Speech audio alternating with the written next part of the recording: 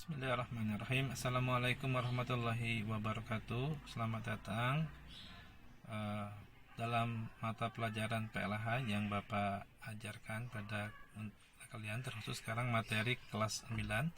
Insyaallah materi sekarang kita akan bahas tentang masalah gempa bumi. Silahkan kalian terkhusus kelas 9 untuk menyimak materi dalam sebuah video pembelajaran ya. Untuk itu, mohon maaf Bapak membuat video dalam menyusun di dalam perjalanan. Maka silahkan kalian simak video yang Bapak sudah susun. Silahkan. Halo teman-teman, sekarang kita akan belajar mengenai bencana gempa bumi.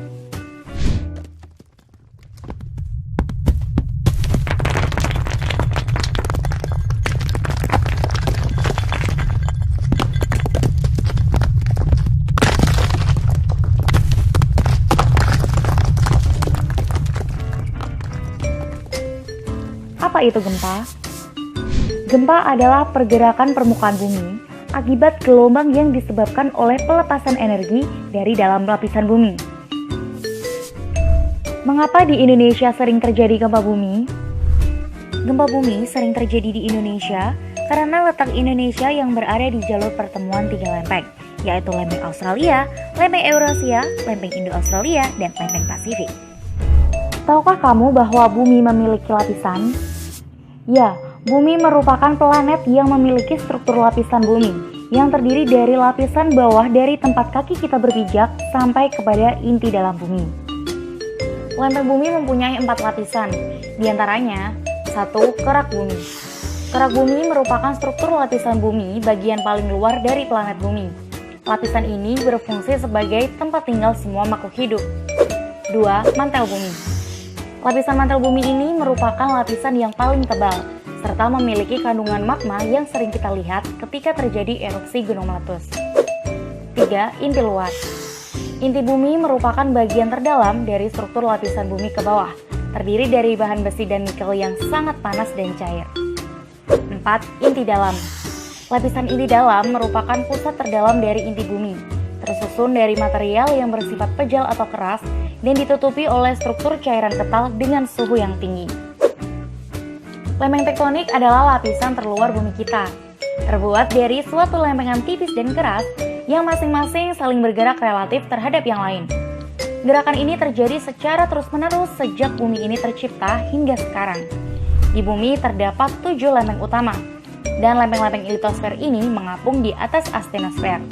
Mereka bergerak relatif satu dengan yang lainnya di batas-batas lempeng, sehingga mengakibatkan gempa bumi, aktivitas vulkanik, pembentukan gunung, dan palung samudra. 7 lempeng besar tektonik di dunia: lempeng Pasifik, lempeng Eurasia, lempeng Indo-Australia, lempeng Afrika, lempeng Amerika Utara, lempeng Amerika Selatan, dan lempeng Antartika. Lempeng tektonik di Indonesia.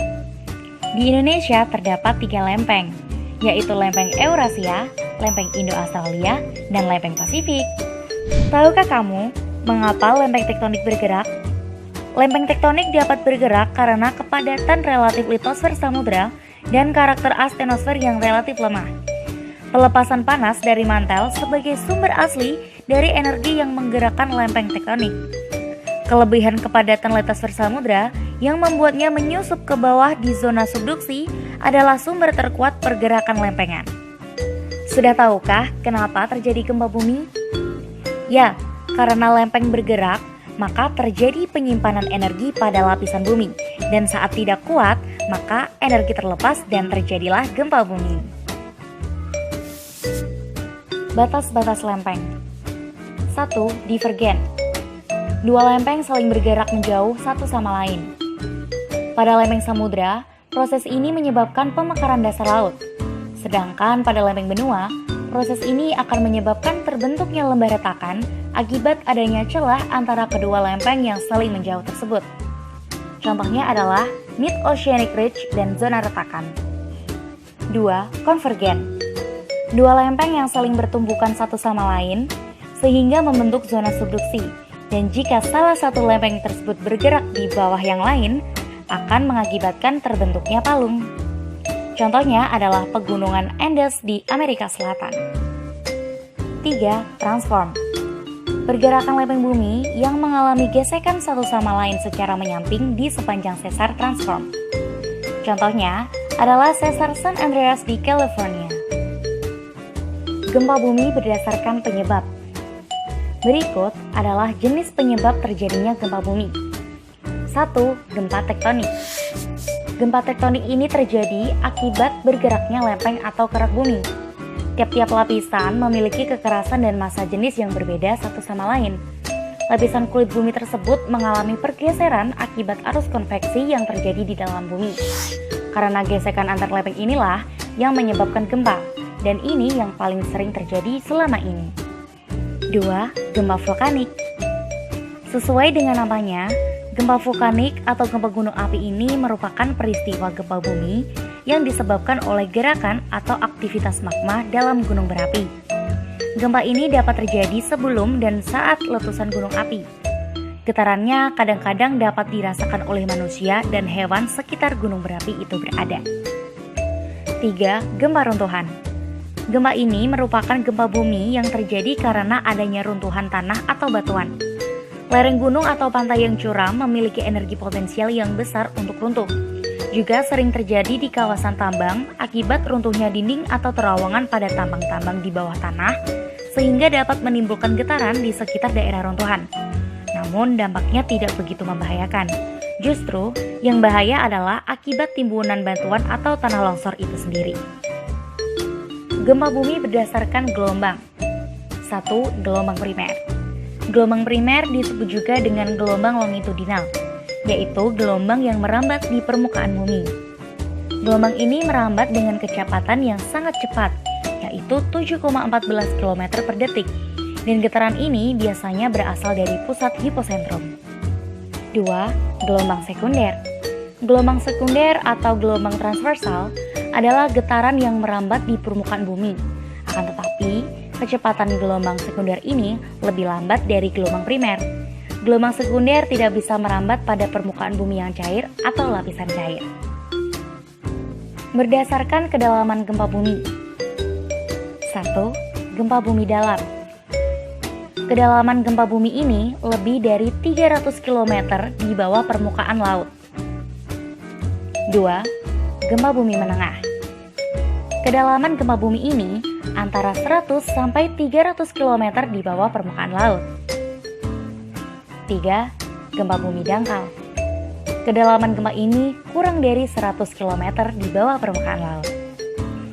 Alat untuk mengukur gempa bumi. Seismograf adalah alat atau sensor getaran yang dipergunakan untuk mendeteksi getaran pada permukaan tanah. Dengan menggunakan alat ini, manusia bisa mendeteksi kekuatan getaran dan arah yang akan dilewati getaran tersebut. Proses gempa bumi. Gempa bumi disebabkan dari pelepasan energi yang dihasilkan oleh tekanan, dan tekanan ini disebabkan oleh lempengan yang bergerak. Semakin lama, tekanan itu kian membesar dan akhirnya mencapai pada keadaan di mana tekanan tersebut tidak dapat ditahan lagi oleh pinggiran lempeng, dan pada saat itulah gempa bumi terjadi. Gempa bumi yang paling parah biasanya terjadi di perbatasan lempeng kompresional dan translasional. Karakteristik gempa bumi. 1. Berlangsung dalam waktu yang sangat singkat. 2. Lokasi kejadian tertentu. 3. Akibatnya dapat menimbulkan bencana. 4. Berpotensi terulang lagi. 5. Belum dapat diprediksi. 6. Tidak dapat dicegah, tetapi akibatnya dapat dikurangi. Akibat gempa bumi. Berikut adalah dampak terjadinya gempa bumi. 1. Longsor. Gempa bumi dapat mengakibatkan terjadinya getaran atau goncangan di permukaan bumi yang bisa menyebabkan bencana lain. Dan getaran tersebut juga bisa mengakibatkan tanah dan batuan keluar dan menyebabkan tanah longsor. 2. Tsunami. Gempa bumi adalah faktor utama yang menyebabkan bencana besar lain seperti tsunami. Gempa yang memicu terjadinya tsunami adalah gempa tektonik. Semakin besar kekuatan gempa, maka akan semakin besar pula kekuatan tsunami. Selain kekuatan, juga seberapa dekat jarak pusat dengan laut. 3. Banjir. Getaran bisa menyebabkan keluarnya air waduk, danau menjadi rusak, sehingga tidak bisa menampung air. Dengan begitu, air akan mengalir memenuhi daerah sekitar yang lebih rendah. 4. Kebakaran.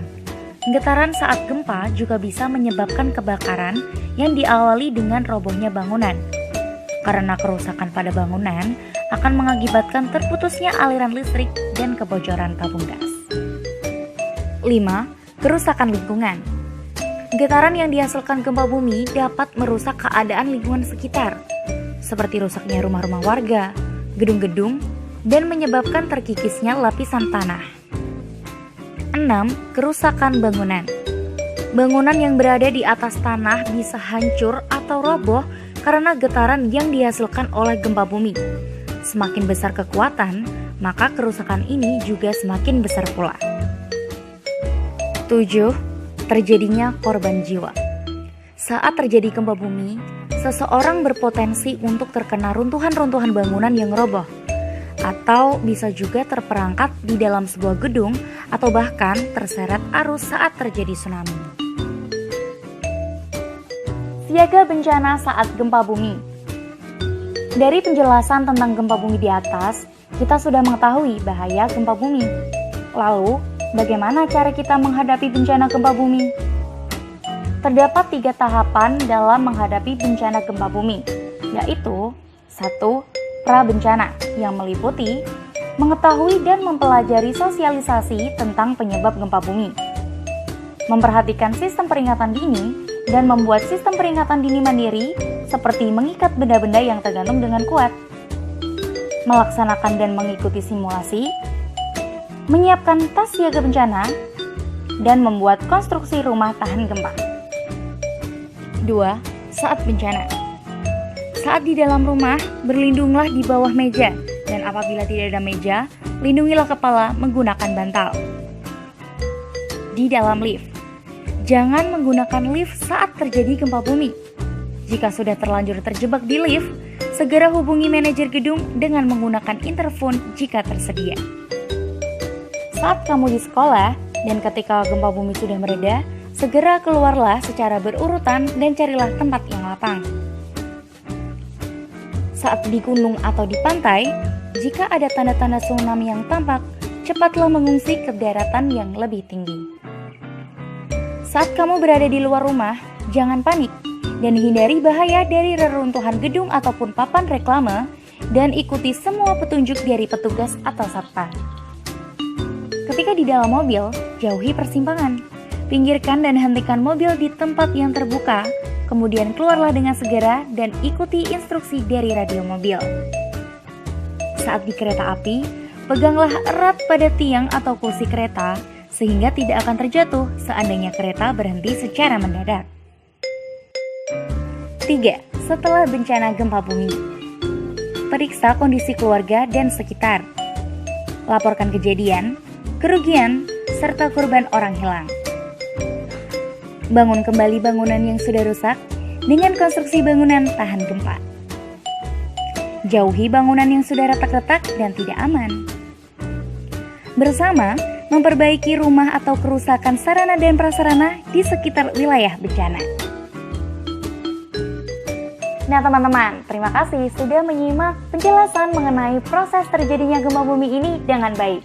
Semoga dapat meningkatkan pengetahuan teman-teman semua ya. Sampai jumpa!